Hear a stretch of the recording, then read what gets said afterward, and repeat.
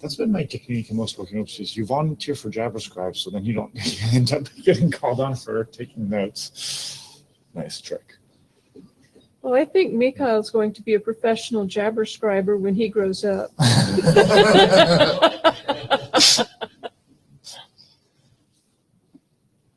Saying I'm not doing a good job now. No, you're just not getting paid for it right now. That is true. That means you're not professional yet. I doubt it will pay me for this. Or I can just say this is part of my job. All right. There you go. To make IETF contributions any way you can.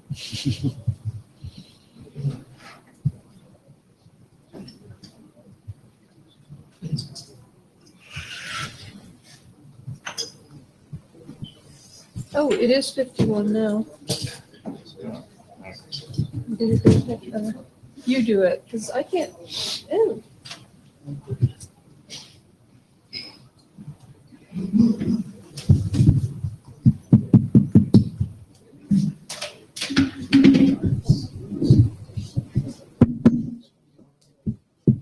This one's not on.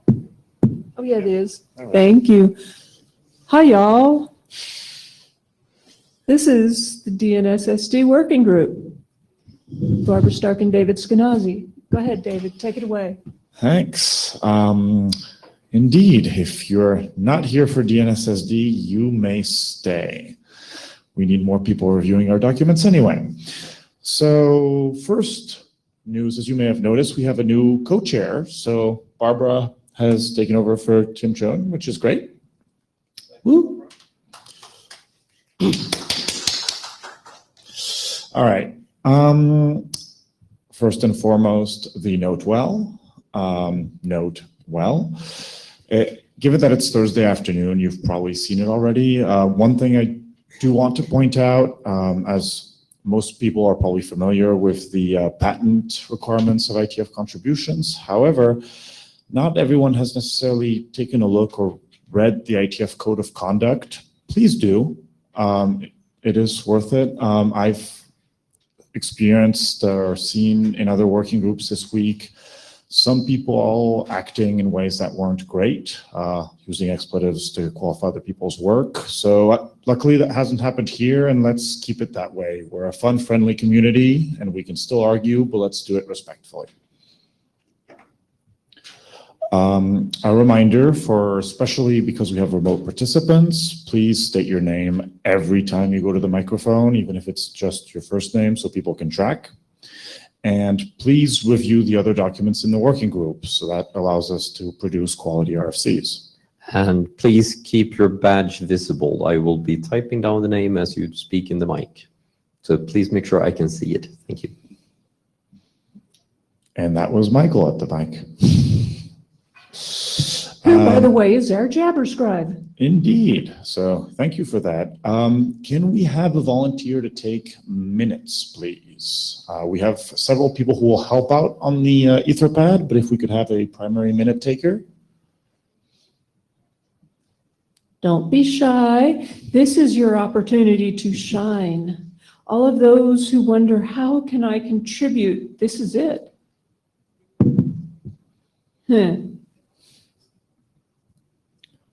Chris?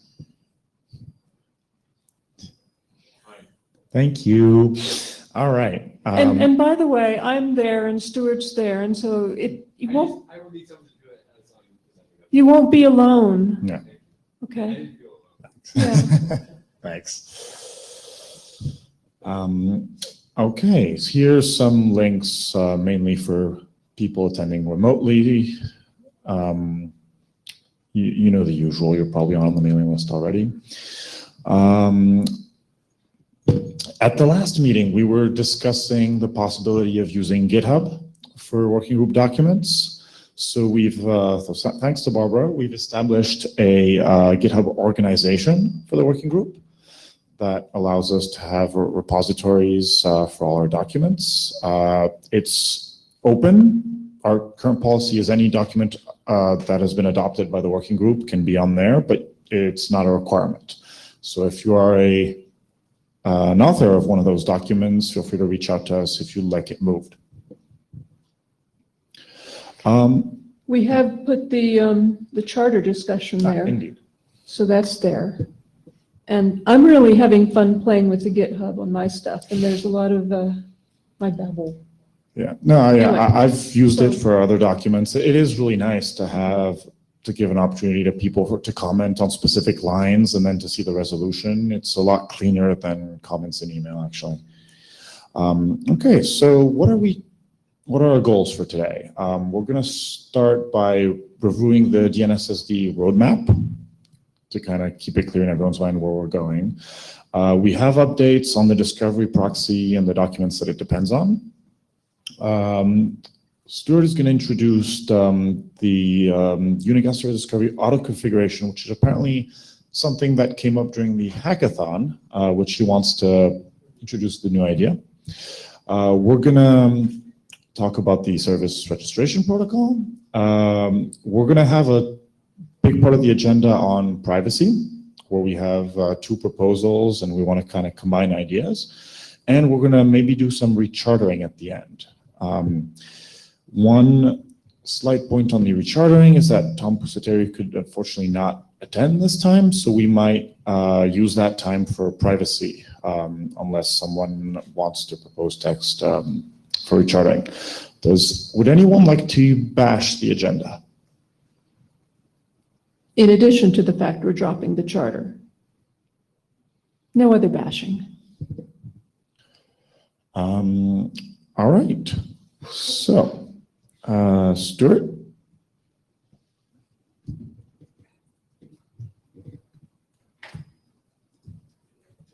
We do.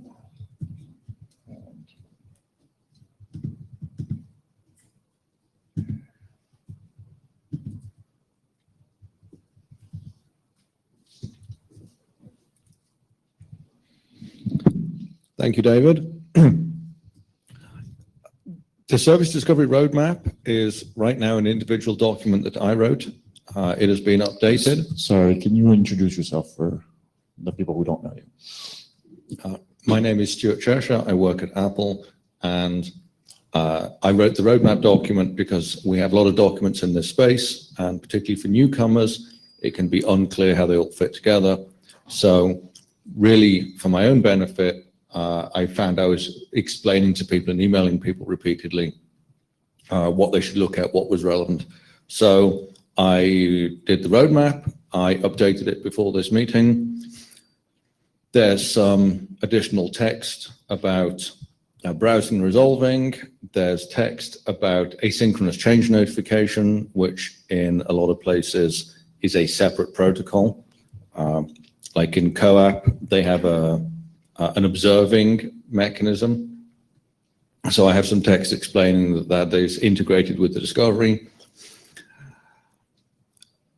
Right now, there's no intent to publish this in the near term as an RFC because this is a living document. It's an updated intro to what the current work is, and that's going to change. The question here is, do we want to carry on with me just maintaining this, or do we want to hand that over to the working group? There are other areas that could benefit being in this document. For example, one that comes to mind right now is it doesn't say anything about the work we're doing wrestling with how to do privacy preserving discovery. So that's a gap that could be filled, and there may be other things. So any comments, any feelings either way? So while the other people are getting up out of their seats to queue at the microphone, I would just like to say that I think it would actually be really useful if this were adopted in a way that morphed into an overview of all these Dnssd RFCs that we're going to be producing and how they interrelate and work together to create an overall architecture.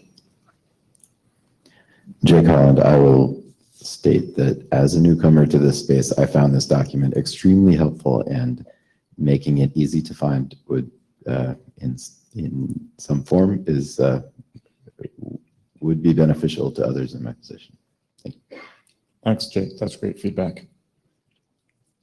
I guess one of the questions, is there somebody in the room who would like to contribute to this document? I'm thinking particularly the people working on privacy might want to have a section of their own. Yeah, Chris Wood, Apple, I can help you fill that section out if you'd like. Thank you, Chris. Awesome. From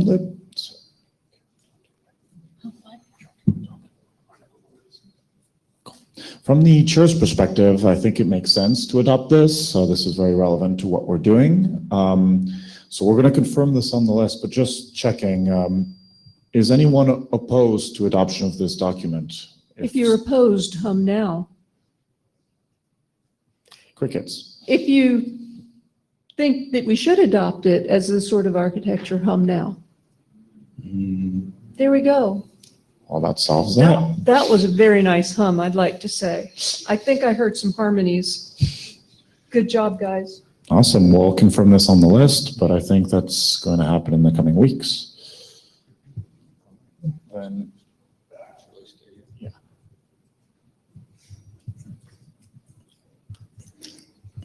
So this, in a way, is also partly a hackathon report. Ted Levin and I spent Saturday and Sunday working on code and having lots of good discussions with other people who stopped by to talk to us. One of the things that Ted and I have been looking at specifically is Thread, which is a mesh networking protocol originally invented at Nest for their thermostats and smoke detectors. Now it is a separate industry organization called the Thread Group.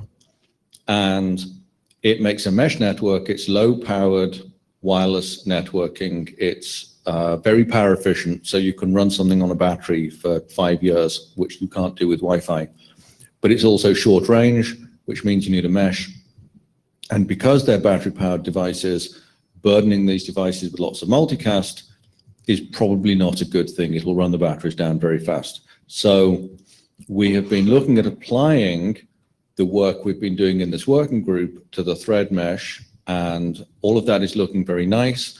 We have some demos set up that show that this works. One of the things that we did at Apple, and this is not a product announcement, this is just something that I was interested in personally. We simulated what it would be if you ran HomeKit over Thread instead of over Wi-Fi, and using an iPhone with the normal HomeKit app, it discovered the device because that's the beauty of IP. It's the same IP, whether it's on Ethernet or Wi-Fi or a Thread mesh.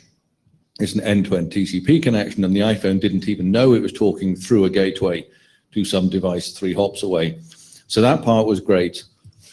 And we started thinking, okay, what if we wanted to make this into a real product? And we started thinking that the kind of manual configuration we do is not going to fly in a product that you have to just plug in and work. So when we started exploring that area, that turned out to be more tricky than we realized. So we spent a lot of the weekend at the hackathon discussing that, and then wrote down our thoughts, and that's what's in this draft. We want to facilitate devices on the Thread mesh offering services that are discoverable by clients on the home Wi-Fi network. We want to support it the other way around so that clients on the Thread mesh can discover services on the home Wi-Fi. And of course, clients on the Thread mesh have to discover services on the Thread mesh. The home network to home network case is already covered. That's multicast DNS. But the other 3 we need to think about. How to do them is done with things like service registration protocol. The question is how to configure the devices. So that's the result. That's what resulted in this little 11-page draft. If anybody's interested in this, please read that draft and send us feedback. We only submitted the draft this morning, so this is not a call for any discussion of it right now. This is really just an advert. This new draft exists. And if you think this is an interesting area, please take a look at it. Thank you, Stuart. Does anyone have any questions or discussion for this? All right. Otherwise, yes, please email the list with the I'll do that. Yeah. with the draft, and then we'll encourage people to comment on the list.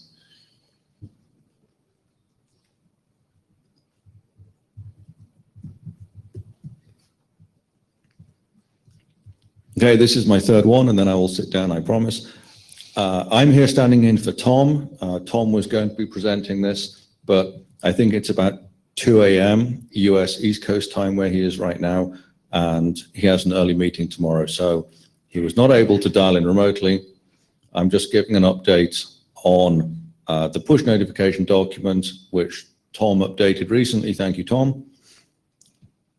Short summary is a few minor wording changes addressing last call comments. Nothing substantive, just clarifications. If you had comments, please take a look at draft 16 and make sure that Tom addressed everything. Thank you, Stuart. So to give a quick point about process, push was in last call a long time ago, but it depends on DNS stateful operations, which was going through the ISG and got some comments there which changed the protocol a little bit. So push was recently changed to work with these changes, and we did a working group last call. Didn't get that many comments, in part I think because people had already commented before. So please give it another look. We think it's pretty much ready for publication and we're ready to move forward. So now's your last chance to get your comments in before this actually gets published. All right, then does anyone have any comments for the room on DNS push? Okay, Ted?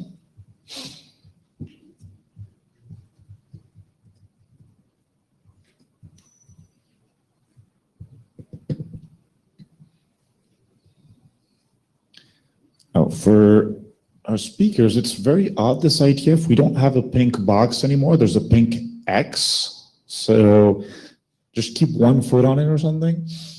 Do I have to like just stand perfectly still? Yes.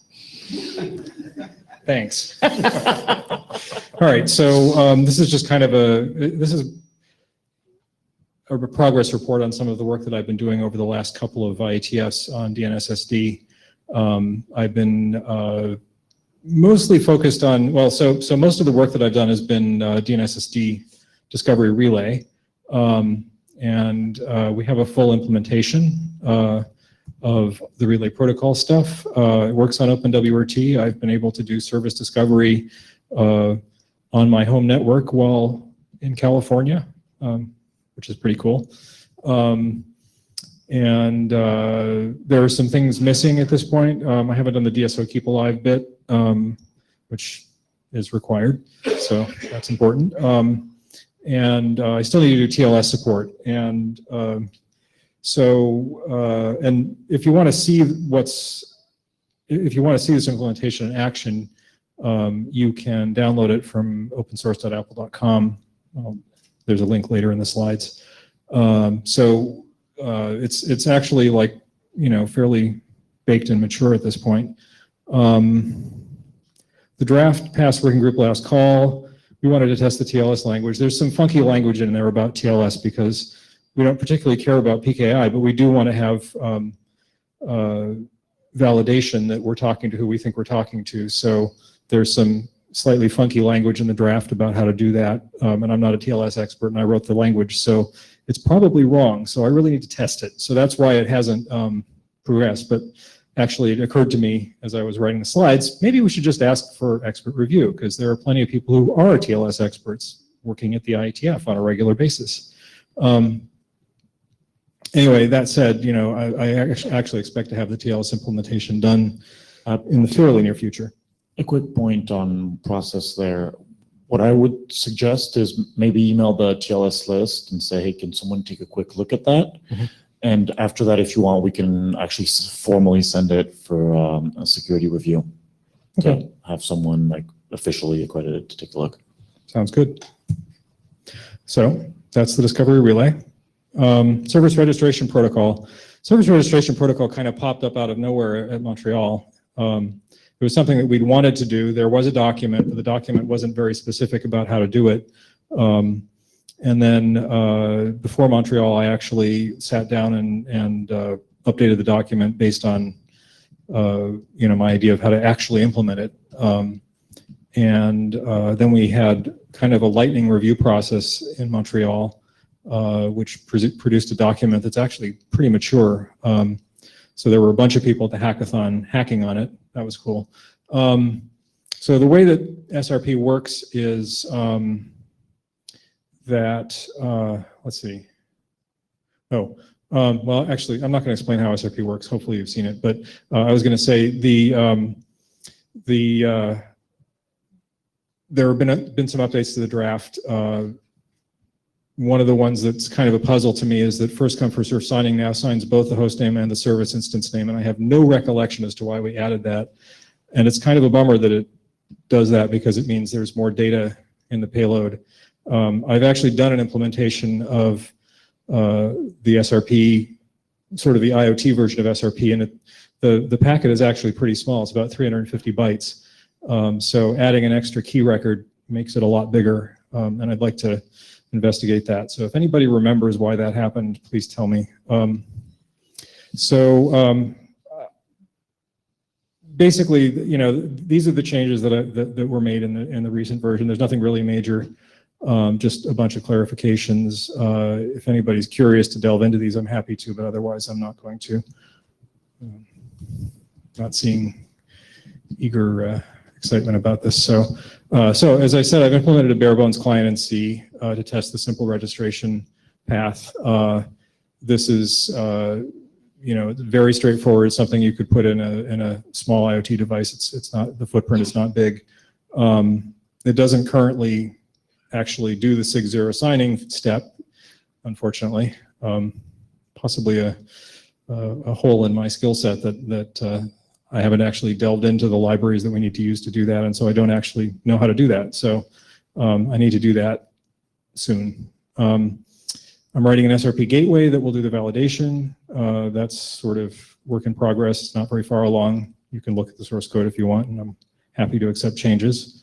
And Tim Vattenberg did a partial implementation in Python, which people can look at. It's pretty straightforward. It's basically just exercising the spec more than anything else. So it's not complete. It needs some more work. In particular, it needs to do SIG0 signing also. But I think actually there's a library that'll do the SIG0 signing in Python, so maybe that's not too bad. Discovery proxy. Discovery proxy is pretty mature, so I'm not giving you a draft status. I think we already know what's going on with that, but I've been working on the implementation, and the part that I've been working on is just generalizing the DSO code that I did for Discovery Relay so that I can use it for DNS push as well. Right now, that's about all that's written, but we have an implementation plan. It's not a huge problem because MDNS Responder already implements the Dnssd discovery side of it. So all we need to do is have a port 53 listener that receives DNS requests and does the Dnssd lookups. So I'm actually hoping to get that done pretty soon. Stuart and I are probably going to work on it over Thanksgiving. So how to get the code? Here are the links. I'm not going to read them off to you because they're just gibberish, but you can download these, and please, if you're interested in hacking on this, download the code, send me email. I'm working on the code on a regular basis, so you're not going to be like, disturbing me if you ask me about it. So I think that's it. Any questions for Ted before he leaves? No questions for Ted. Okay, Ted, you're excused. Thank you. Thanks, Ted.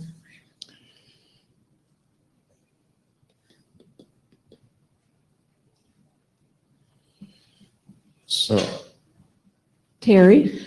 Terry Manderson, AD. I'd just like to thank Stuart and Ted for the amount of work they've put into all of these things over the very short amount of time. I really appreciate it. And it really does show that a lot can be achieved. It would be fantastic if more people could help you out. So please, if you have time and you have cycles and interest, please reach out to both of them. I mean, it's great work. I'd love to see more of it. Thank you. Thank you, Terry. And indeed, thanks, Stuart and Ted. And by the way, David and I have both discussed that we are going to be reading these drafts and start flooding our own comments to the email list in an attempt to get the rest of you engaged. Indeed. Okay. Who has the blue sheets? They can't have gone too far. That's one. Where are the other ones? Or the other one, rather? Has anyone not signed the blue sheets?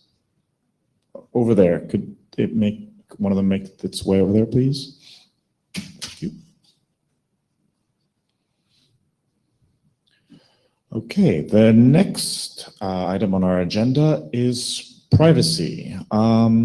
It is somewhat odd that Christian just left the room, so hopefully he'll come back to present his slides. Yes, Stuart? I just wanted to thank Terry for his support and echo what he said. Maybe a good plan is we are planning to be working at the next hackathon. So if other people in the room want to write code, then get in touch with us and let's make a plan for the concrete stuff that we're going to achieve sitting down at the next hackathon and indeed leading up to that as well. Yeah. So I think this is maybe just a good segue to just gauge the interest of the crowd. Sure. So I'm kind of curious, how many people have actually read any of these drafts in the past few weeks? Okay. Yeah. Jay Collin, these drafts, just clarifying question, these drafts meaning the privacy drafts? Well, I mean, we've basically had presentations on 3 drafts. Well, one of them's in working group last call, and it has received very few comments. And there were no comments on any of the drafts. Nobody got up to fight and argue, and it was just really disappointing. So to answer Jake's question, not the privacy drafts, the other ones. Okay. So looks like Christian had a discovery problem. We saw him walk by. Okay, so we do need more people reviewing the documents at the end of the day. We want to publish really high quality RFCs, and it's a lot better when more people contribute. So please, like sometime in the month of November, pick one, read it, and send an email to the list. Your email could just be, hey, I read it, it's fine, period, that's it. And it could be suggestions, editorial, fundamental issues, what have you, but please read them and say you did. It really reassures us that people actually care about the work that's being done. So Ted Lemon, just to point out that there was actually quite a bit of activity on the the service registration protocol document in Montreal. So it did get a lot of eyeballs. It's just that was in Montreal, not now. So that's why you're not seeing anything. And also it was face to face. So that's why you're not seeing a whole lot of the mailing list. But I think we revved the document like 3 times during the Montreal IETF. So it was kind of awesome. Okay. Indeed. All right, so privacy. That's the main item for our agenda today. So to give kind of a quick history and recap for the attendees that weren't with us over the past years.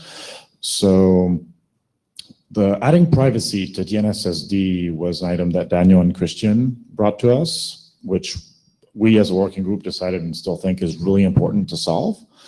However, some other participants at the time thought that the proposal didn't meet certain requirements, and then we realized that we didn't know what the requirements were.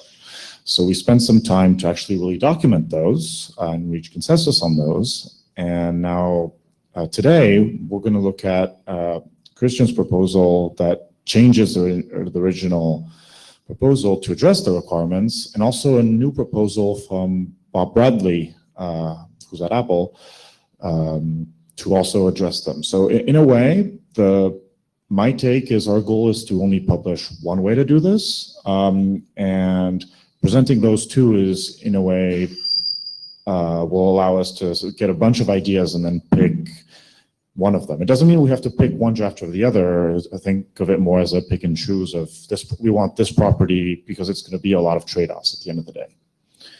Okay, Christian, would you come up, please?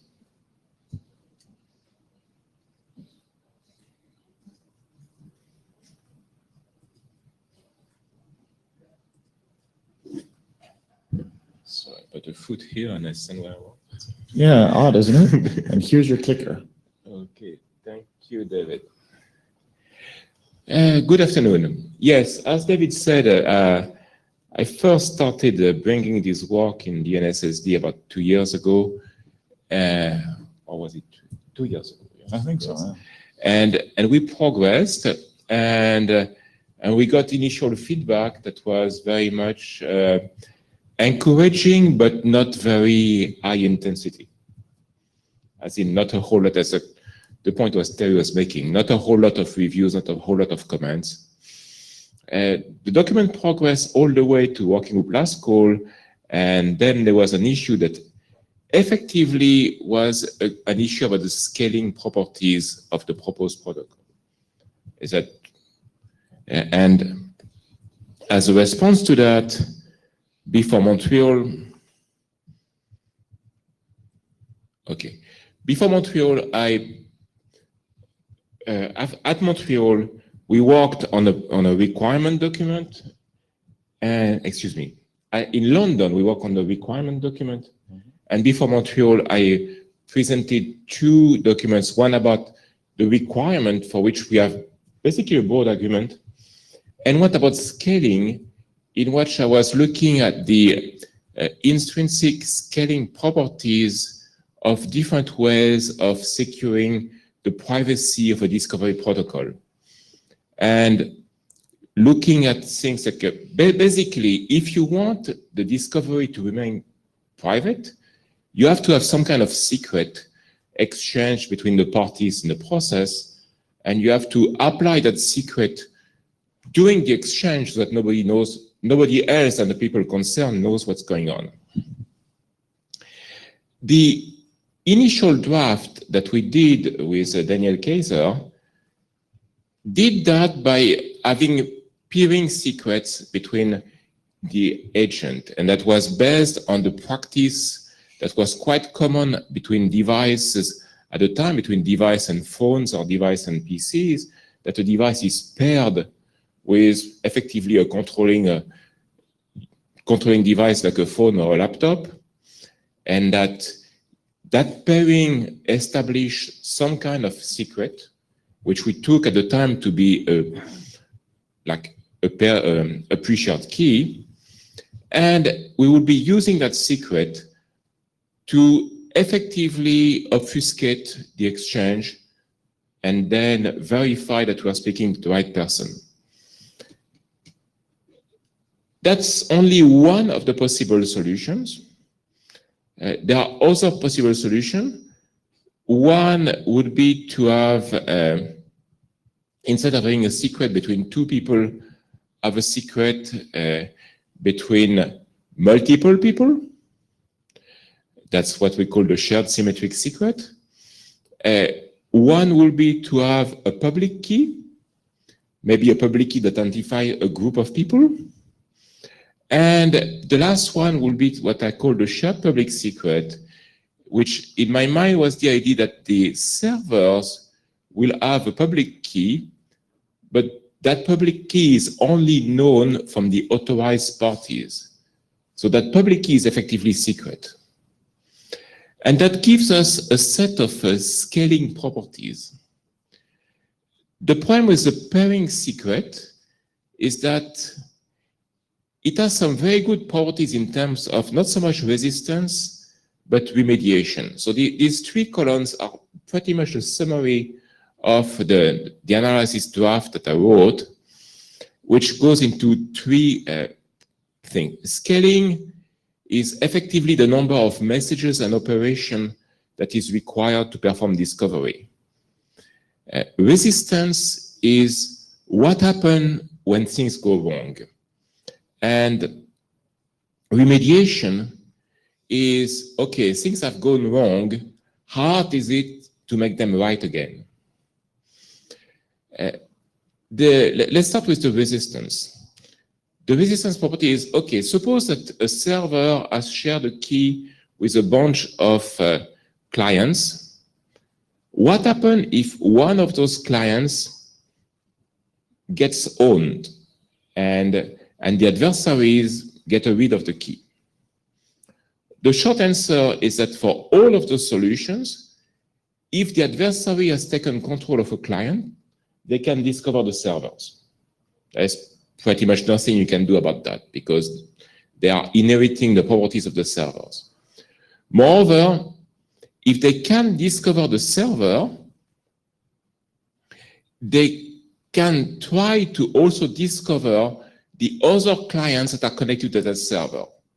Because if you do discover the server, you know the server's IP, so you can connect, you can graph who's connecting to that IP and you find out who connects to it. So pretty much it says, if one of your clients is compromised, it's going to affect not just that client, but also all the other clients of the same server. And that's pretty much how it stops, except if you share a password between multiple clients, in which case things go really, really bad because you can also impersonate the server, you can do all kinds of bad stuff. Now, so pretty much the conclusion is that whatever way you have of keeping the secret, you have that hole that basically, if you lose it, you lose it. Scaling issue, it turns out that the pairing secret that we have has one different key for each client. And if you have a different key for each client, a different private key for each client, you end up having per client messages. And so if you have per client messages, your number of messages goes with the number of clients, and that's a scaling issue. If you have public keys, then you have a lesser problem because all the clients can know the public key of the server. So effectively, you only need one message per exchange. I mean, you don't need to individualize the clients. And we'll see that Bob Bradley came out with a twist on the shared public secret thing, which is in fact the using, well, it's a mirror image of what we have there, but I'll let Chris do the presentation. But it has basically the same scaling property as a shared public secret, with a better number of messages, but more computation. The next thing is the remediation. So, okay, one client has lost it. What does it take to get everybody back in order? In the case of the pairing secret, that's probably where, that's the reason why we use that in many cases, is that if you have a secret that's shared with just one client, you need to just correct that client. So that's conceptually easier than having to correct all the clients around. If you are relying on a public key, there are ways to correct that. I mean, we have revocation lists and things of that nature. And conceptually, it's also the case that updating a public key is relatively easy. I mean, you're not updating the private key. You're just saying, hey, the public key of the server has that value now. So that can be done relatively simply. And if you have shared a secret between a bunch of guys, then that's really, really bad because you have to update all of them at the same time, and that's in practice not doable. So that's bad.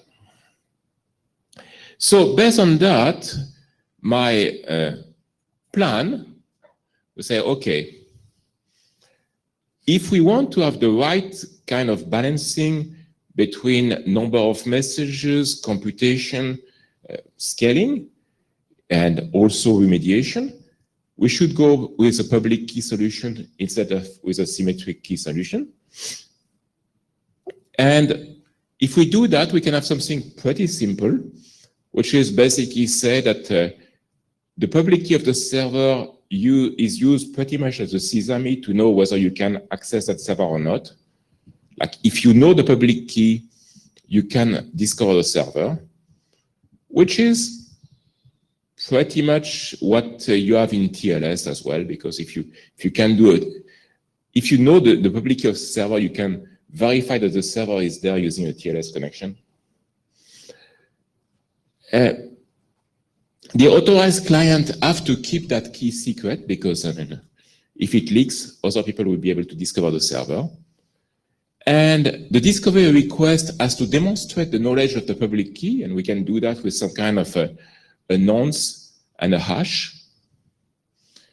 And the discovery response has to demonstrate ownership of the public key, which is what you do with a classic signature. So it scales fine. It's basically one request and one response per server. It has reasonable resistance and it has reasonable remediation. So before I read Bob's proposal, my goal was say, okay, we can go for there.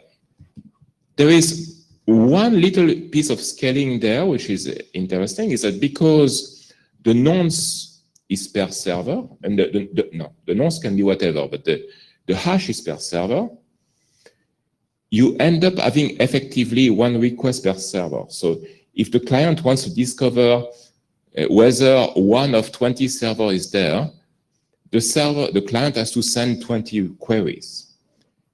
It turns out that's not an actual problem in MDNS because you can stick 20 queries in a single message, but that's a problem nevertheless. Okay, because that's issue of longer message signature, etc. It's kind of an inconvenience, but it's not critical. So that's one thing. Now, if we look at that, what makes the proposal actually scale is a trick that we developed as part of the feedback we received from the working group with our original proposal, which was to use predictable nonce. As I said, the way you verify that someone knows a secret is basically you use a nonce and you verify that the guy can compute a hash of the nonce with the secret.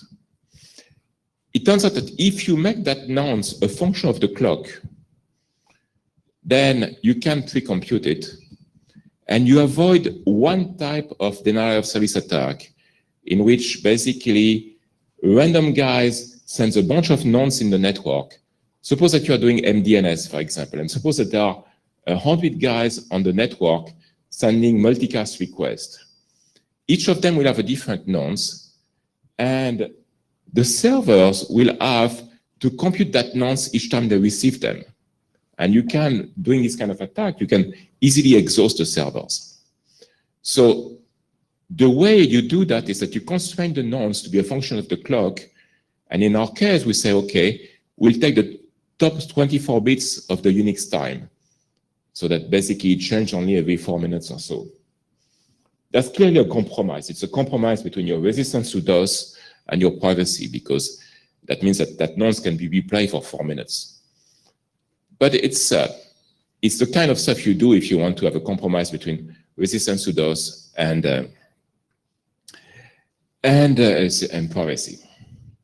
And with that, that means that basically the server have to do that computation only once every 4 minutes. Clients have to do the same thing. It also means that because the nonce remain the same, all the client can verify it. So you can have, when you listen to multicast response as in MDNS, the clients can cache the response for the validity of the time. So it's a good property. And so it fits quite well in MDNS. There is a small problem, is that, I'll give you the example of what that does. Basically, the client computes the hash, sends it. The server recognizes that, prepares a signature with the nonce, the hash, and probably the randomized name of the server that is addressing. Michael Abramson, you said 32-bit Unix time. Yeah. 2038? Do you just, are you specifying those 24 bits and it doesn't matter if it goes high? I don't think that particular algorithm will be valid in 2038, but we could do 64 bits. And I'm just saying, we're now 20 years out. It's something we should start to consider. Okay, sure. I mean, it's fine. It doesn't change the principle. It means that we'll take the top 50 or the 64-bit or something like that, but that's yes. Sure. So basically that's how it works. You send the nonce. Every server recognizes it, but only one verifies the hash. That server sends back a proof that it's really the server you intend to see, and the client gets it, and everybody can cache the reply. Everybody was authorized, of course. Now, question. When you start using public keys, and that's one of the reasons why we are using symmetric keys instead, public keys tend to be longish. So when you start having to embed public key signatures and things like that in DNS formats, you have to do things like, okay, how do I fit that? In our case, I assume that if we have to fit the signature, we'll place that in a text record of some kind. But that's a problem. And also that means that if you have to put the nonce, what you do with the nonce is that you base 64 encode them, you put them in a service name. I mean, these are contortions, okay? It's not natural. Yes, Ted? Why do you have to base 64 encode it? Why don't you just put it in as binary?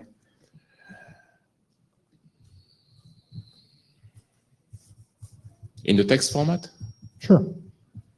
Text format doesn't require that the text be non-binary. Yeah. I mean, the service name, you probably need to encode them for the search. Sure. And then if you're just putting one signature on a message, you can just use 60.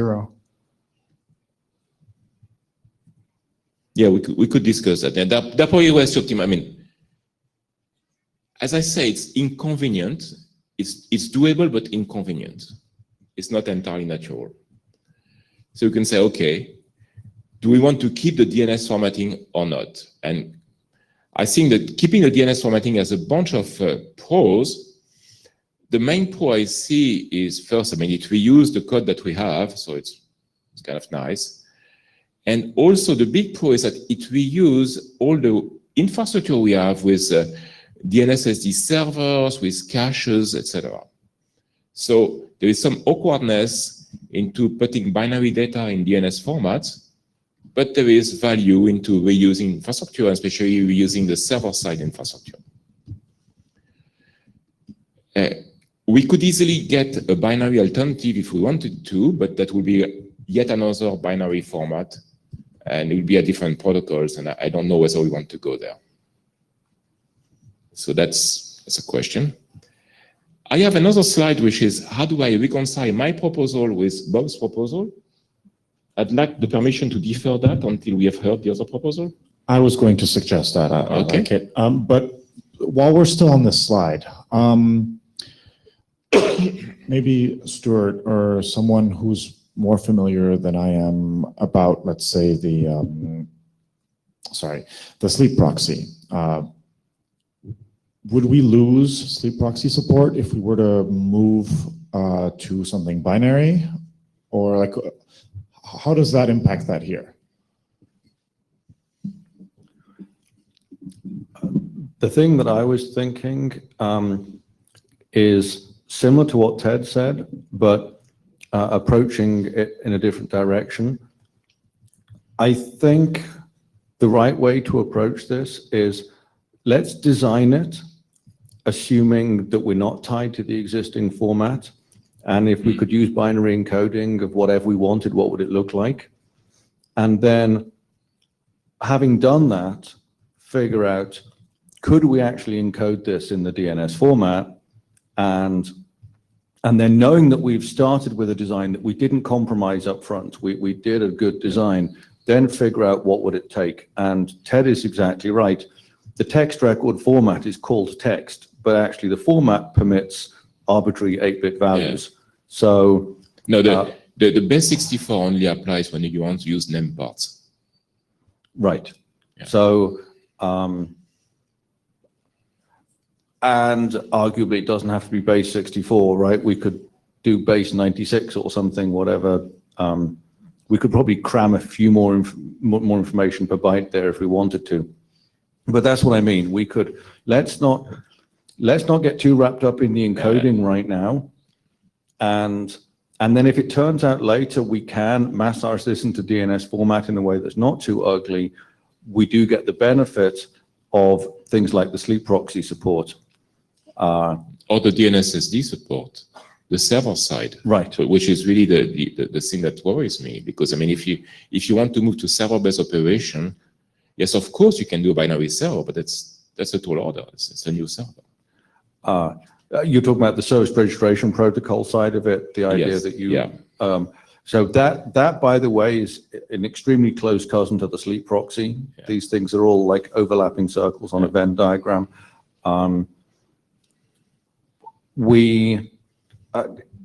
It would be possible for us to extend, because remember the service registration stuff is relatively new. This is not widely deployed and something that we have to work with existing infrastructure.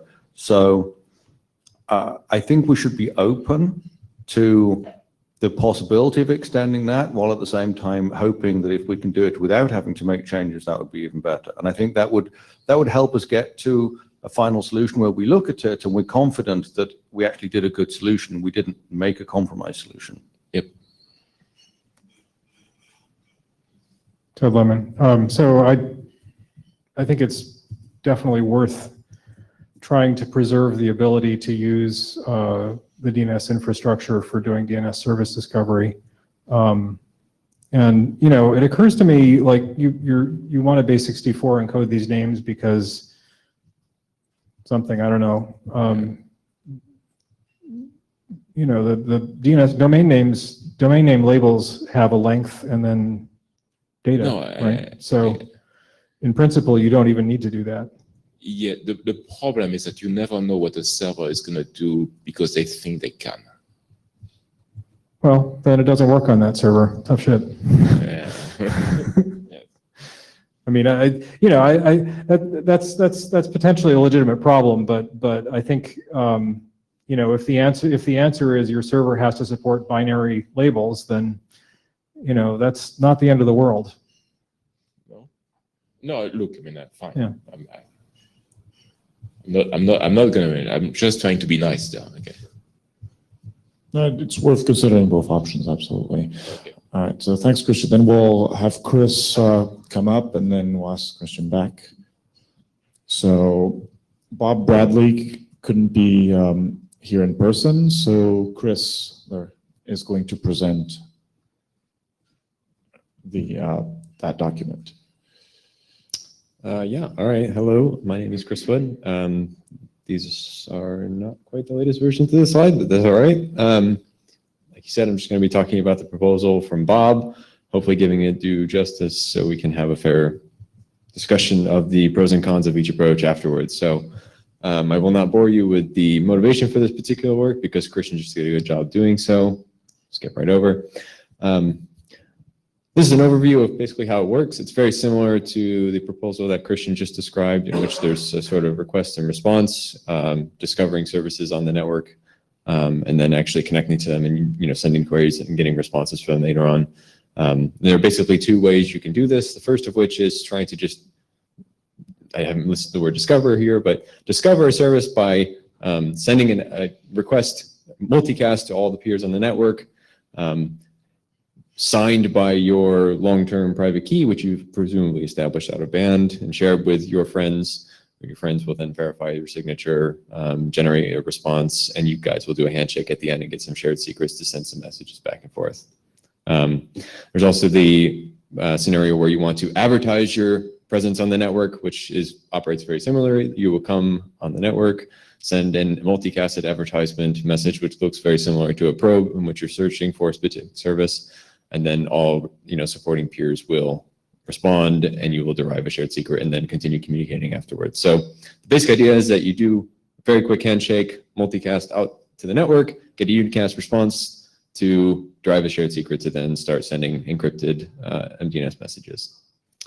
And here's how the probe and response looks like. So assume you have some person, Alice, that wants to come onto the network and talk to some service, Bob. presumably between some adversary Eve in the middle. You first generate an ephemeral public key, EPKA1, a timestamp, which is assumed to be fresh and correct. Sign both of those with your long-term private key and send that message multicast to the network. It eventually gets to Bob, who will parse it as such, go through all the public keys in his friends list, and attempt to verify the signature of each one. Assuming he does find one, he will then generate his own ephemeral public key, do a Diffie-Hellman key share, and use the response to encrypt basically the signature that is then the signature, the ephemeral public key, timestamp 1, signature 1 from the client, Alice in this case, and send the response back to Alice unicast. And that basically proves that Bob was able to verify that the probe came from Alice and that Bob is a friend of Alice and Bob has performed the key exchange. And at the end of this, both peers derive shared symmetric keys and then, like I said, use them later on to communicate request response style. The advertisement is very similar. In fact, it works exactly the same way, but just a different TLV carrying, a different outer TLV actually carrying the messages. So I don't really need to go into much detail here. The queries and answers that you would send after you have the shared symmetric keys work much like what you expect. Alice wants to send a particular query to Bob, a pointer query for a service record of some sort, encrypts it using the shared symmetric key, sends it to Bob, Bob responds, and then both sides ratchet their local symmetric state that they have for the connection between the two, and that's used later on to send and receive further messages. So seems fairly straightforward so far. With respect to the cryptographic details in the key schedule, this document takes a particular opinionated stance on what algorithms to use. It uses curve 2519 for the key exchange and generation of ephemeral public keys and the shared secrets, and it uses HKDF with SHA-512 for all the actual symmetric keying material. Encryption, like I said, it uses, there's some shared state between both peers that exists throughout the lifetime of the connection, which is sort of problematic for some reasons because some of the state is not actually explicitly sent over the wire.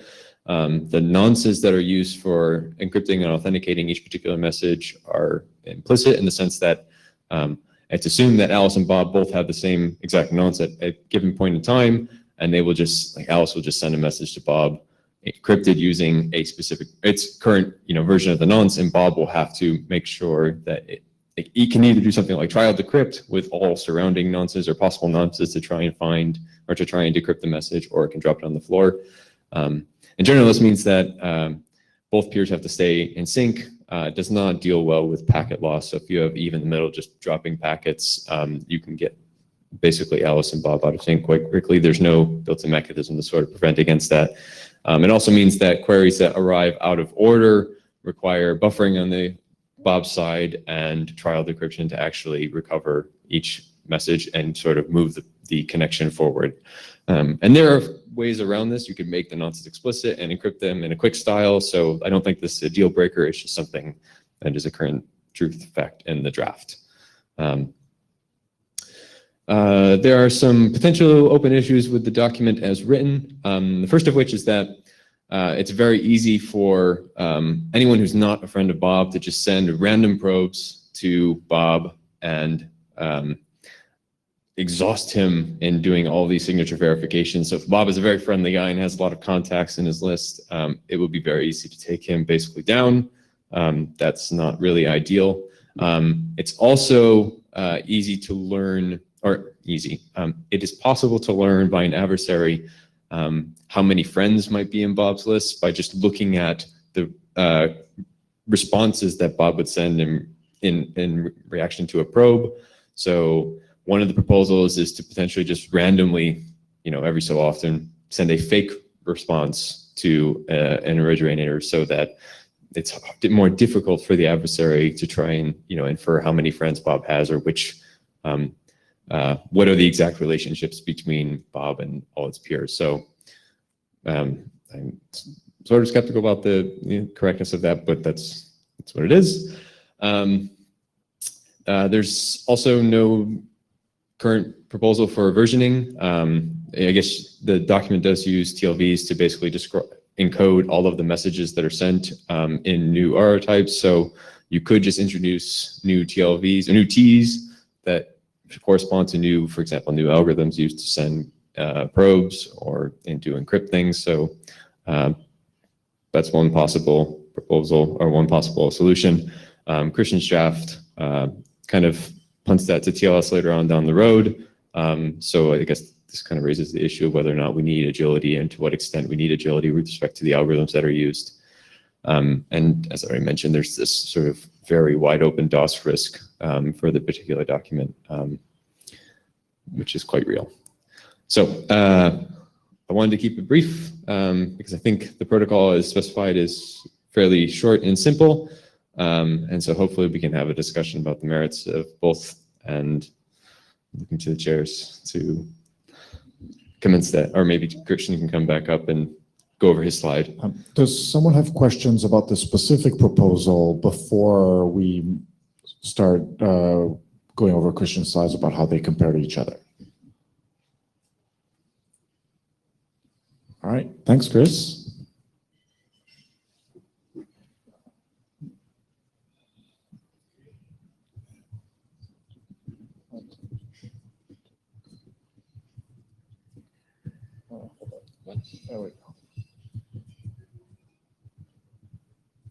Oh, I hold it in the wrong way. Okay. So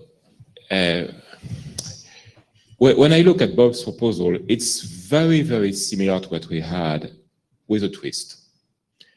It's similar in the sense that it has the same two phases that we have, in which first, I mean, you discover who's on the network, and then you use secure connection with them. The one difference is that Bob's proposal has a bespoke encryption algorithm there, whilst we just use TLS. And I mean, there are pros and cons either way. I mean, I personally feel more confident with the TLS port. Can we comment at this point, or do you want to just get through the rest of this? No, you can. So my opinion on that is that the cryptographic details are... Please state your name. Chris Wood, sorry. The cryptographic details are simple enough that we don't really need something as heavyweight as TLS. Like having to ship an entire TLS stack just to do a simple request response and a derived symmetric key is a bit excessive, I think. But yeah, we can debate that either way, and I say fine, it doesn't matter. And there are issues with TLS also, is that you have to use TLS 1.3 because otherwise you're going to disclose the public key of the server and things like that. Yes. So I mean, that's fine. As I said, it's a mirror image because what we did was say what is secret is the public key of the server. In Bob's proposal, what is secret is the public key of the client. If an adversary knows the public key of the client, they can listen to the message and they can verify the signature in much the same way the server does, and thus they can find who the client is. So I mean, it's basically the same idea. I mean, the same idea, the same operational constraint, the same everything. The one thing I like about Bob's proposal is that in the case where someone arrives on the network, they can do a single request, a single multicast request, and get all the responses that they want. We probably would need to stick in the kind of optimization we have in MDNS of what if I repeat a request, how do I say that I've received this and that already, etc.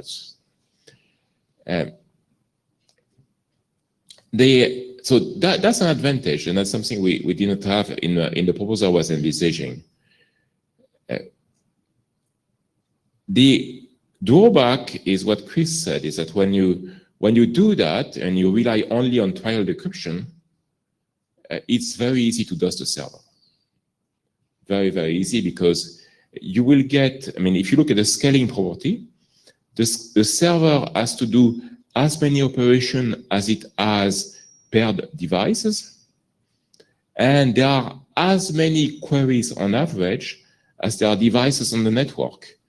So you get a nice n square thing there, which is not entirely desirable if the n square means that you have to do public key operations.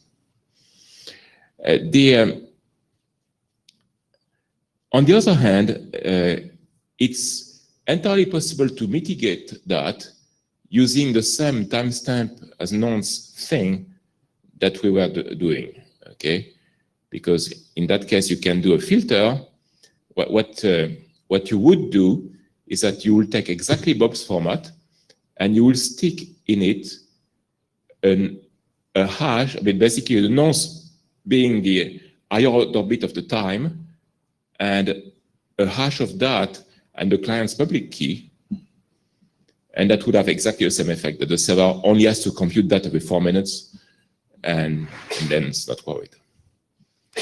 So I have a Jabber Room relay request from Daniel Kaiser. My question, given that the structure of the new proposal is very similar to ours, two-stage, why do we need a new draft? We could adopt issues in our draft. See my email yesterday on the mailing list. I'll take that one kind of as a process question as a chair. The reason Bob submitted this as a draft was to get the conversation going, and it was easier to get it that way. I'm not going to detail about the process Apple people have to go through to submit anything to the IETF, but that had something to do with it. The goal here is not to publish necessarily two documents. The goal is to, or one possible way forward is to move the ideas from Bob into Christian and Daniel's draft. That is totally on the table. So I don't think we should focus too much on the fact that they're separate drafts. The important part is getting all the ideas out there and for the working group to decide which trade-offs we want to pick. So, fine. And the other idea is that I did not understand how the publication works through a proxy with Bob's proposal. I mean, like if you stick with the MDNS kind of thing, the server publishes I am here, and then the server's record gets published in the DNS. I did not get how that would work in Bob's proposal, because the proposal relies on verifying keys in real time, and that means that the server who received the request must be in the loop when they verify the key. That might be arranged, but I'm not sure. Chris Wood, yeah, that is correct, that particular detail, that the server has to be online and involved in the key exchange. Yes. Yeah, so I don't know how Bob plans to reconcile this with the particular proxy case. I don't know if he's considered that or not. Perhaps Stuart might know.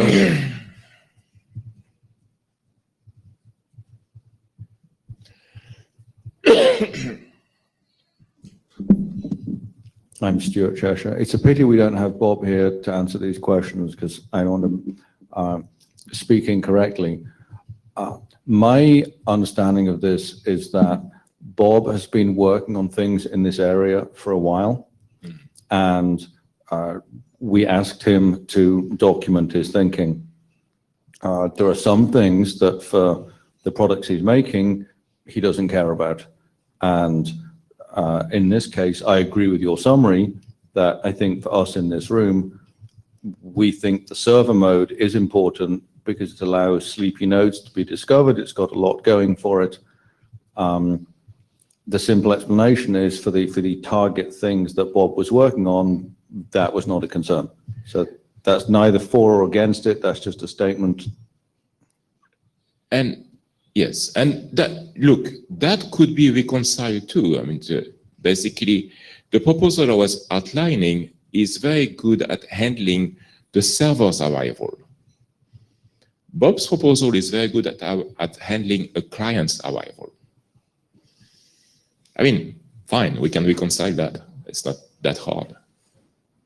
I think one of the difficulties in this area, in my mind, is it's a very hard problem.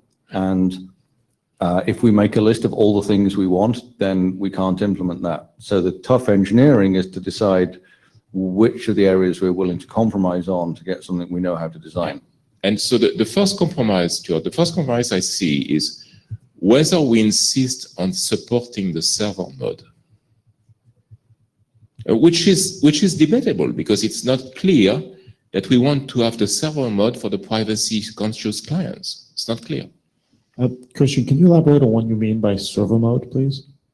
Basically, if you operate Dnssd by pushing your server record onto the local DNS server, that has some very nice properties that you have fewer multicasts on the network, etc. Your client can use DNS, but it doesn't work if you have a protocol that requires that the server does a real-time computation to verify whether to respond or not.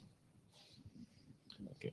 So would it be, so basically that would be, would proxy mode also convey that? No, you couldn't. Well, Yeah. you could do a proxy mode if you ensure that the server is ready to respond to the proxy in real time, but that's it's a bit icky. Mohit, sorry I joined late. I was in SAG before. I think the last bullet is also missing the case that it's not only trial decryption, but this was also a question to the authors. It has to be always the worst possible case, because if you just try and pick the one, then you can have all these side channels, right? So if I have 10 friends and I try to decrypt and the second one matches, then and I respond. There was more a question, so I asked it on the list as well, that won't you have to do this in constant worst time or then somehow randomize this to prevent? Yeah, I mean, there are ways to optimize that, clearly. Sorry?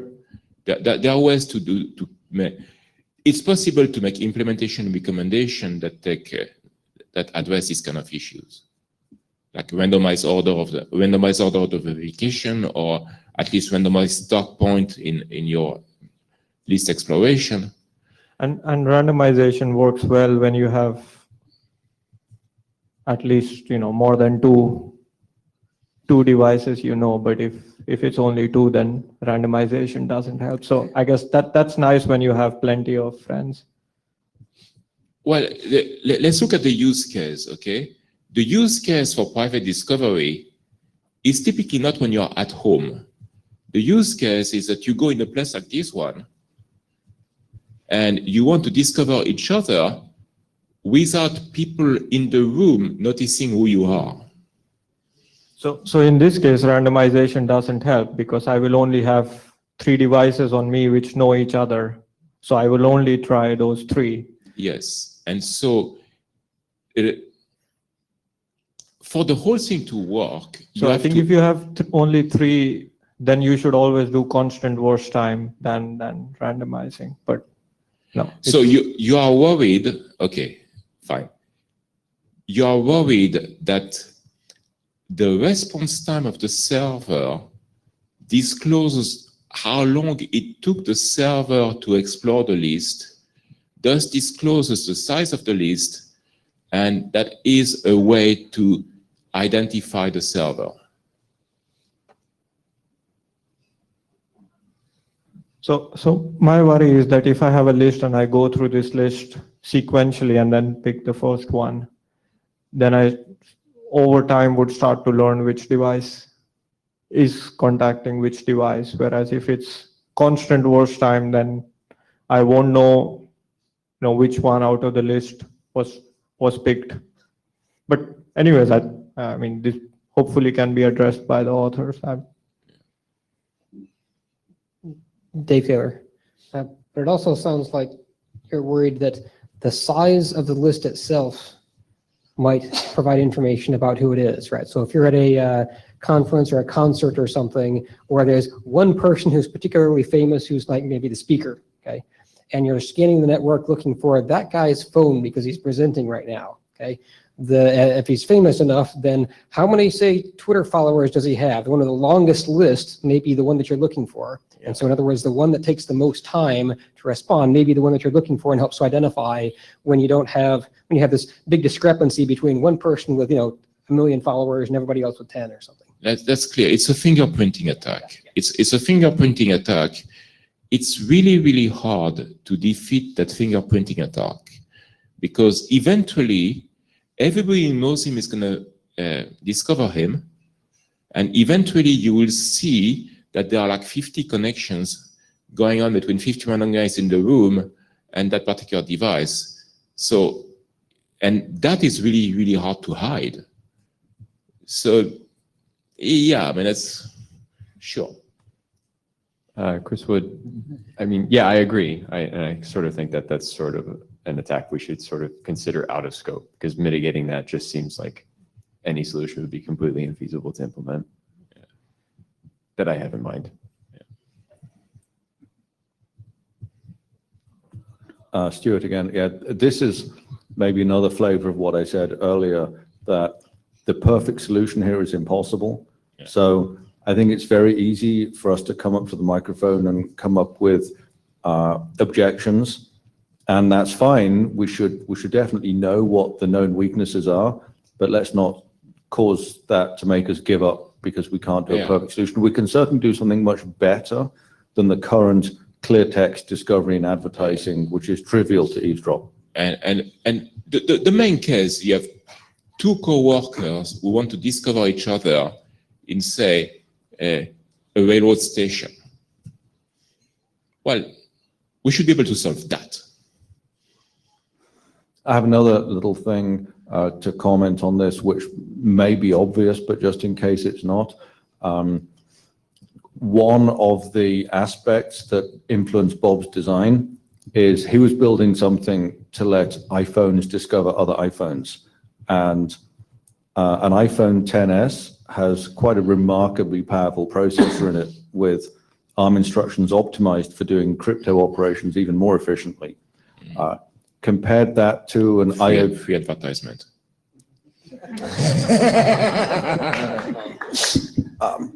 I was amazed last week when I saw a JavaScript benchmark that an iPhone XS outperforms an iMac Pro at JavaScript,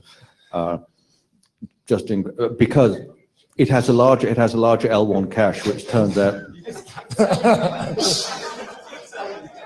So, Stuart, can you disclose if you get a commission on selling iPhones? Or?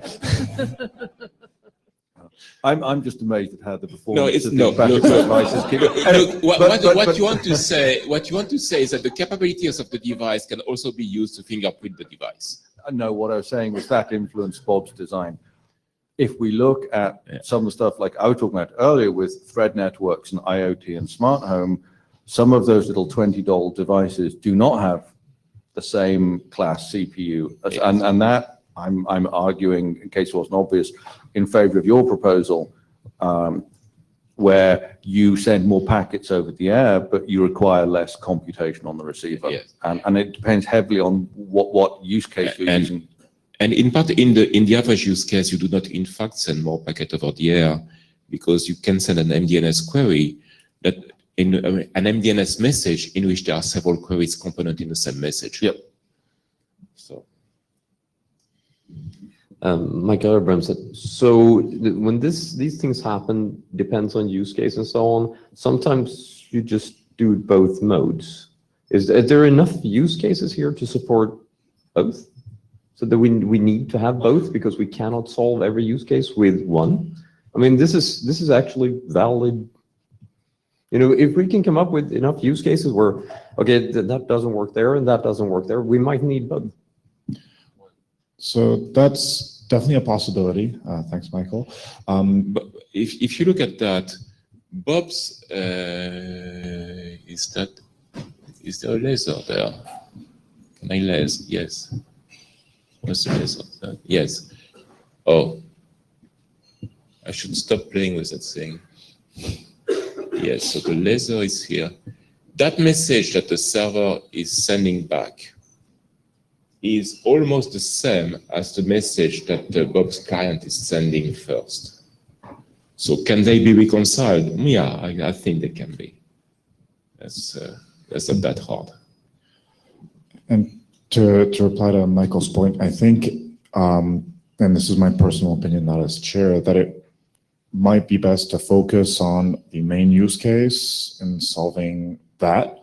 And then maybe if later in this process, I'm not saying like after we publish, but someone says, okay, I have this use case that our main proposal isn't solving, that would be something there, but I'm not sure we're going to get there. There is another part of there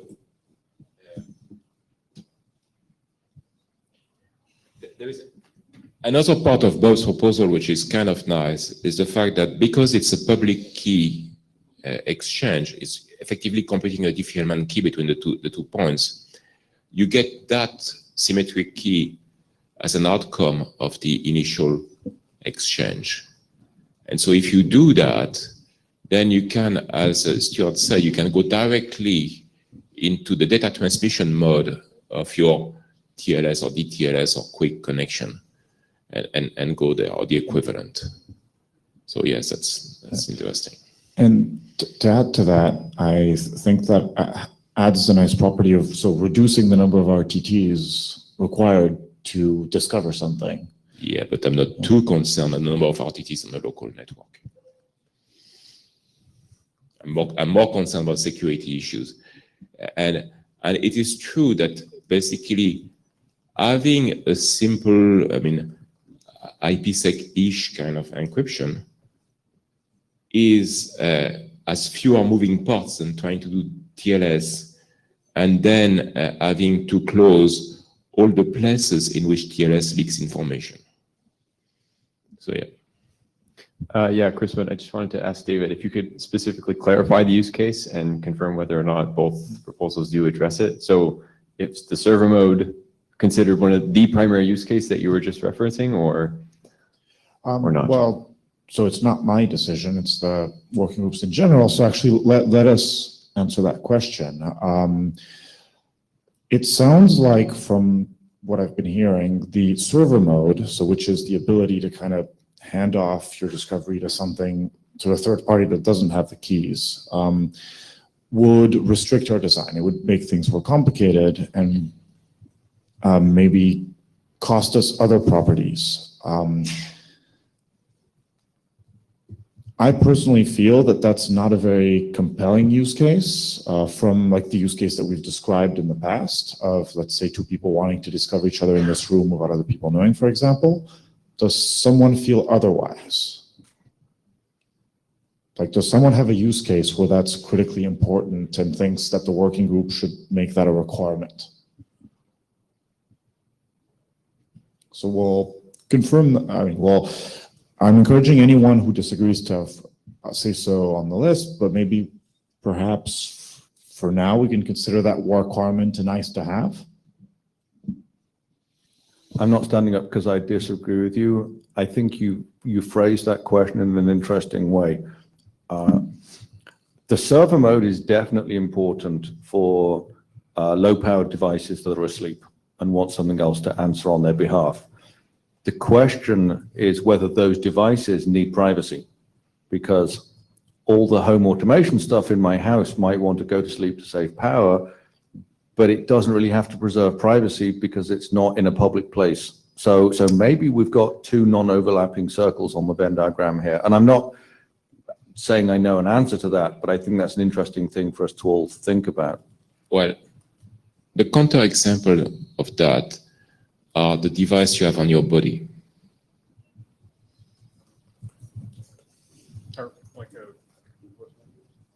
Yeah. Yep. But I mean, in that case, it's not clear that the DNS server is useful either. I mean, it's like. Ted Lemon. So another thing to add to the Venn diagram is the amount of multicast that gets consumed. So if the protocol has to send a lot of stuff, that's not good. If on the other hand, the protocol doesn't, if it's like a single packet going out, and then if somebody has a response, they send a response, that's probably fine. Yeah, in Bob's proposal is a single multicast packet going out and unicast coming in. The proposal I had, I mean, the one we have is basically the same thing. It's an MDNS multicast packet going out and single response from the servers coming out. I mean, in terms of traffic, it's about the same. What I'm getting at is that the main advantage of being able to do the sort of DNS server version of this is that it reduces the amount of multicast traffic. if reducing the amount of multicast traffic is not necessary, then maybe that's not an issue. Michael Abramson. So I was in Dnssd yesterday, and there is a draft coming out of there that we will not see. My takeaway from that discussion is that we're not going to, in any near time, see a huge improvement in the way multicast is handled on Wi-Fi. So it's for a long duration of time. It's going to be costly for the devices who listen to it. It's not costly to send from the device to the AP, but it's costly because everybody has to wake up and listen to it. So we should try to limit the amount of multicast that we're sending, not because it costs money for me as a sender, but it costs battery for everybody to wake up and receive it. So there is benefit to that. So it all depends. I don't know how often in these use cases that devices are broadcast or multicasting for and trying to discover something, but we should try to keep that down. And this is a general observation. It has nothing to do with this specific, but that's going to come around, I think, from other working groups to everybody in the IETF to like, okay, on wireless multicast is expensive. Please try to keep it down. Yeah. Stuart, are you replying to Michael? I actually had a question for Michael. In this Dnssd presentation you're talking about, is the cost of multicast, the power cost involved in simply powering on the radio 3 times a second to listen in case there's a multicast, even if there isn't? Or is there a marginal cost on top of that of actually receiving it? Do you get the distinction I'm making? Because I think some of the cost in Wi-Fi is just, even if there isn't any multicast on the network, you don't know that until you listen. Right, and it's also costing airtime. If you have a lot of it, you're running at a very low speed for a long duration of time. So it's not only battery as well as actually aggregate available transfer capacity from that access point. So, and it's also the reliability of it. The more multicast, I mean, multicast is sent at the lowest common denominator speed. So it takes airtime. And it's not reliable. So you're not actually going to get, unicast has a retransmission mechanisms where multicast, so there are mechanisms to do this, but it's not widely implemented in neither devices nor access points that are available. So, I mean, in the general case, multicast is not retransmitted. So there are multiple, dimensions to this.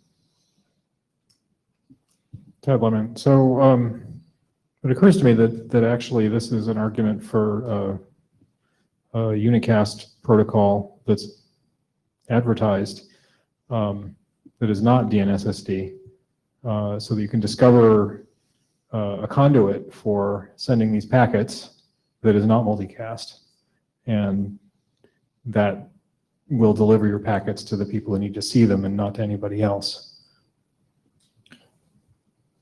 One solution that I remember from, I think, Christian Daniel's original proposal was that there was a clear text discovery for like the privacy service. No, that's what we have in both proposals. Both proposals do that. I mean, basically, both proposal does a discovery of a Dnssd channel that is then encrypted, and the proposal we have discovers a privacy service that is then encrypted. So we have a path forward here because that particular initial step can use a unicast, what we're building as part of the working group as well. No, that is not true. The client-driven discovery works because it is signed with the client's key. Okay, and basically the response only arrives after a server has verified that that client is authorized to contact it. So that verification has to be performed in real time. And it's actually an interesting idea that basically you do this access control as part of the discovery, so you ensure that you will only ever respond to guys who can demonstrate that they have a right to contact you. Okay? We also do that, in fact, in the proposal there, by showing that you know the key of the server, and because in practice, if you know the key of the server, you can discover them. So there is no elevation of privilege.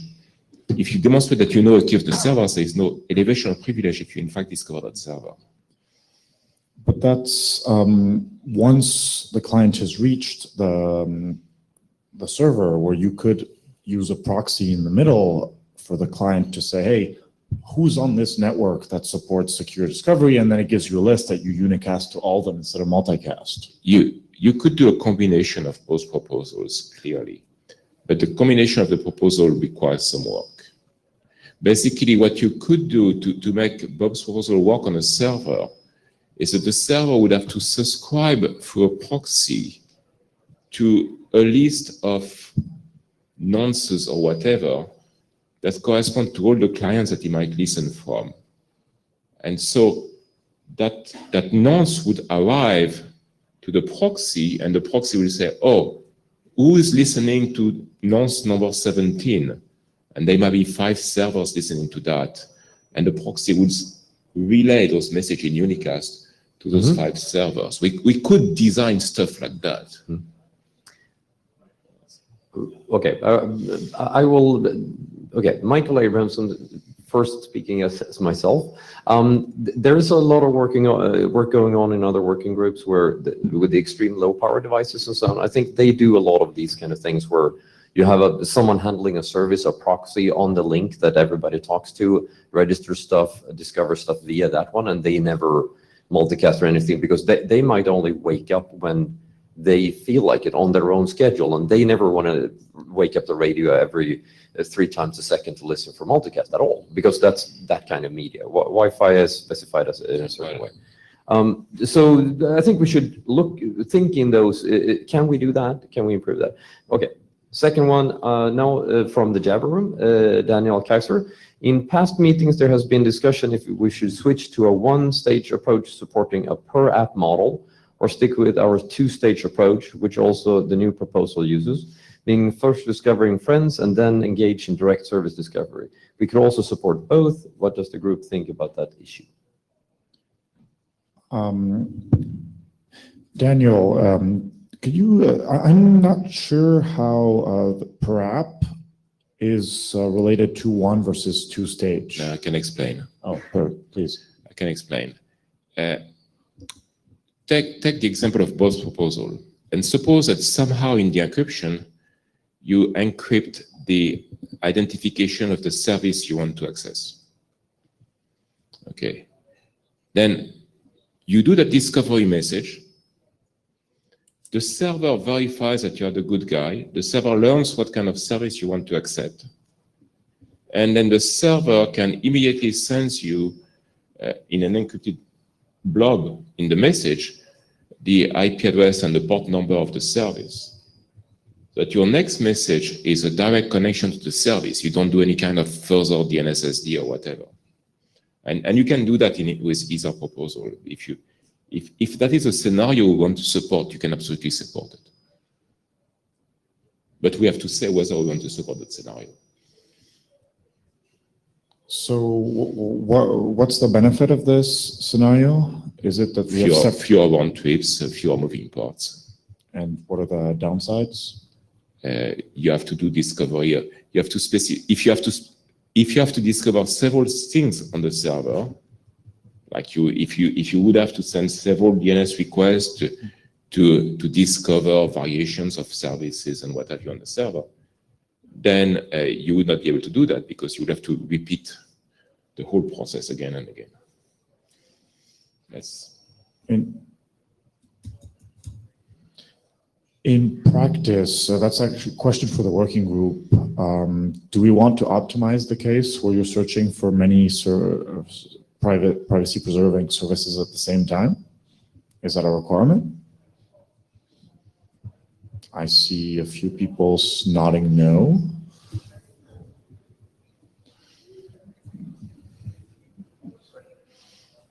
If I remember, at the last IETF, Stuart had a slide on scalability. Not that I'm saying it should be the case, but he did have a slide on scalability.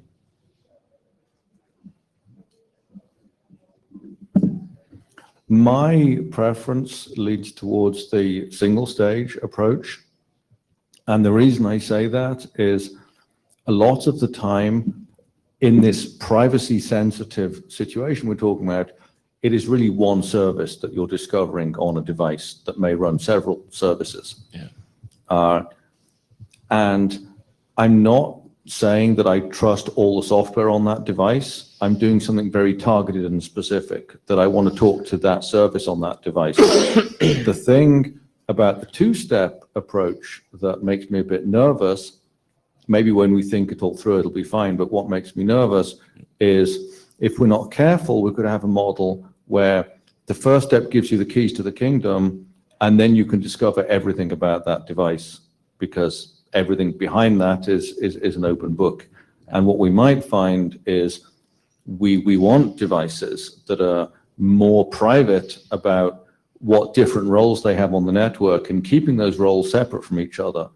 So we might end up implementing multiple copies of this two-step approach side by side, where each one has separate keys, each one has separate privacy properties, and each one is only actually discovering one service behind that front door.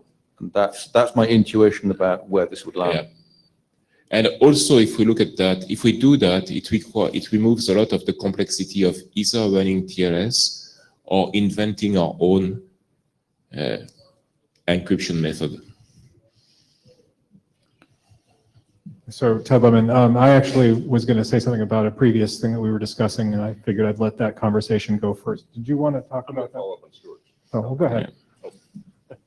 Okay, Dave, I'm following up on Stuart's comment because I've mentioned this in the past that you have a very chatty device that is revealing your identity all over the place. And so you're secretly discovering one service, but it's not like your device is not private. So I've argued in the past that until we get Wi-Fi chips with multiple MAC addresses, they look completely independent. Everyone knows that this device is seeking or whatever. So I agree with the multiple roles, multiple keys, multiple sessions, whatever. Think about your device having clearly different IDs or attempting as much as possible to have different identities, even though you've got one MAC address and everybody can see that you're checking your email or whatever. Yeah, so you can fingerprint all day long and know what the device is. So yes. Well, it's just because one side of the door leaks doesn't mean that you shall not plug the holes in the other side. Right. Just the idea of having multiples is maybe a good idea. Yeah. So I'm sensing support for the one stage approach compared to two. I'm actually sensing almost unilateral agreement on this. Does anyone disagree that we should move to the one-stage approach? All right, so I think that's good. We've agreed on something. Go ahead, Ted. Yay. Did we just agree on?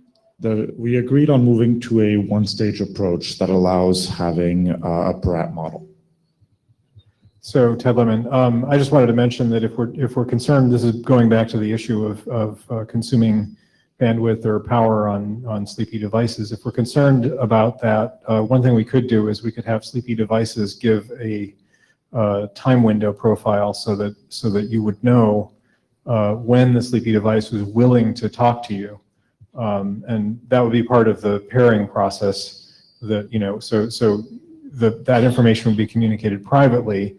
I would know that your device is going to be listening, say, every half hour on, like 2 minutes after the hour and 2 minutes after the half hour or something like that. And if I wanted to discover it, I would only attempt to discover it then, or I might attempt to discover it other times just to fuzz, but I would know that it wouldn't succeed. Yep, that makes sense. And one nice property of that is we can probably add that in later. No, as in to reduce because we have a lot of open questions right now, and I want to make make sure we solve those first. Mohit, just saying if your device is low powered, getting secure synchronized time is anyways a challenge.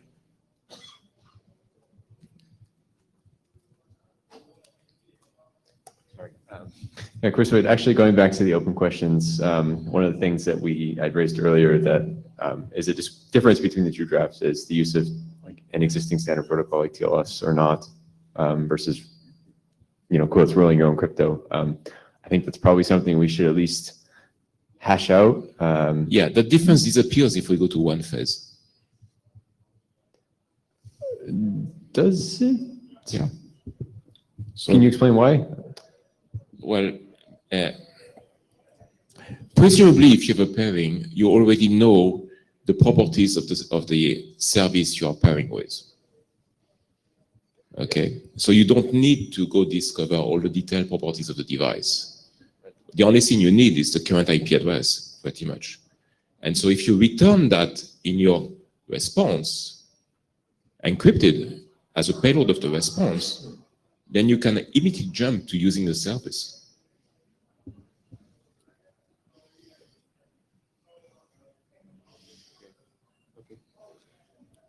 So to kind of restate what you're saying, just to make it crystal clear, with this, we're not even considering having TLS in the protocol at all? That will remove the usage of TLS or the need to do a secondary encryption, yes. Chris, I'd be very much in favor of getting rid of both. Does anyone object to that? Looks like we've agreed on a second thing. That's great.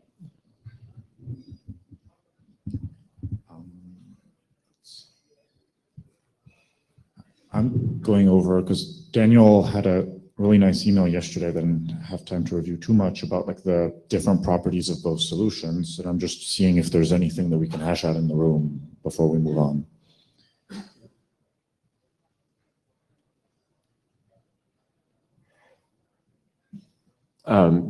Okay, so with the one-stage approach, then there still is a difference between the two drafts in terms of like how you actually send the initial, I guess, request to the server, right? Can you explain the differences that exist once you take out the TLS and the roll your own crypto thing? Well, suppose that your server, give me an example of server that can be concrete. I don't know, server offering some magical service foo. Okay, so you have the GotBeer service, which you access over a TLS connection secure with the public key of the server. Well, you send a request, which in an encrypted way says, who of my peer that serve the GotBeer application are here? And you sign that with your public key, etc. The same way, etc. And then the answer comes back and say, yeah, I'm here. At which point you connect to the GotBeer port and you do whatever security you have on the GotBeer port and you go there. Okay, sorry. Yeah, now I understand. I was the two-stage approach being that you first start the keys and then you connect it afterwards, and then you issue all your queries. The one-stage approach is you get the answer in the first round trip. Yes. And then slight changes to both would support that. That sounds great. Yeah. Awesome. Stuart, could I ask you to take the action item of checking with Bob if what we've discussed today fits his use cases? I was going to ask Chris, could you put in the minutes somewhere your understanding of what these terms two-stage and one-stage approach mean? My pre-clarification understanding, or my understanding now? Your understanding now. Great. Although Yes. it may be that when people were talking about these terms, they might not have had the same understanding, but So- hopefully, at least we can. So the two-stage approach in Bob's current proposal is there is a discovery message coming, there is a discovery response coming that carries a discovery secret. Then there is an DNS request encrypted with a secret going to the server. The DNS request sends back whatever is the service port, etc. of the service. And then there is a connection to that service port. That's what we call the two-stage, because there is a second DNS stage after discovery. You can do the same thing. That's also what we have in the privacy discovery thing, is that you have the discovery coming, discover the discovery service, then you do a TLS connection to the discovery service. You ask the service you actually want, you get the IP address of the service or the port, and then you connect to the service. In the one-stage approach, you do a discovery query, and the discovery response carries as well the identification, the port number and the address of the service, and then you connect to that directly. That's good. And consistent? Well, now, yes, that is consistent with my understanding, but now how does the server know which information to send back in the response? So, because in both proposals, so basically, the way we are doing that in our proposal, we use these nonce there. Yep. And these nonce right now has the quantized time and a hash of that with the secret, I mean the secret key. Yep. Well, what you want to do is you hash that with the secret key and the service ID. Okay. Yep. That's it. That was the part I was. And then it works. Okay. And you're going to briefly put a little something in the minutes that says what these terms mean. Thank you. Question for Daniel. In your last email, you proposed something regarding Bloom filters, and we're offering to discuss it here. Would you like to maybe jump in on the Meet Echo and talk about it, or would you rather not, given that we have a few minutes?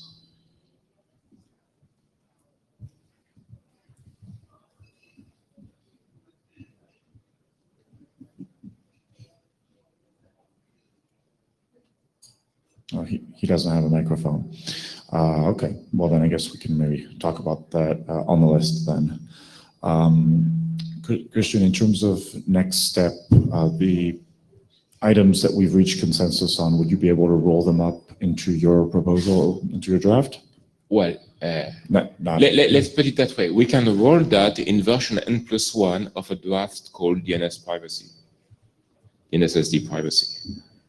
I mean, the amount of text messaging is something that we can discuss. I mean, we could copy one text into the other or whatever.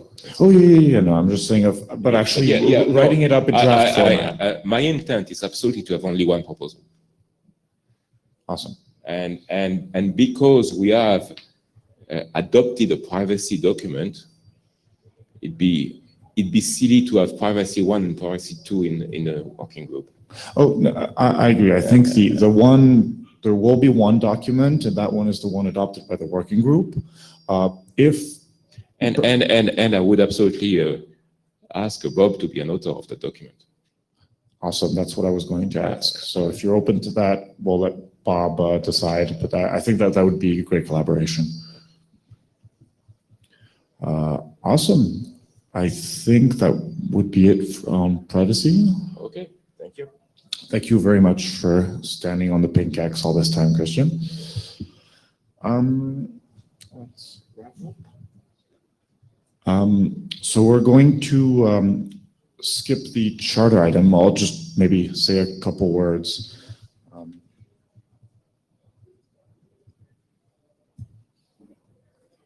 Can we just maybe navigate briefly to the GitHub, show people the charter discussion that's there and encourage them to respond to some of the issues that Tom put up?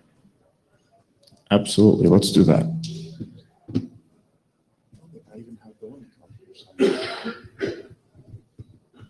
No way.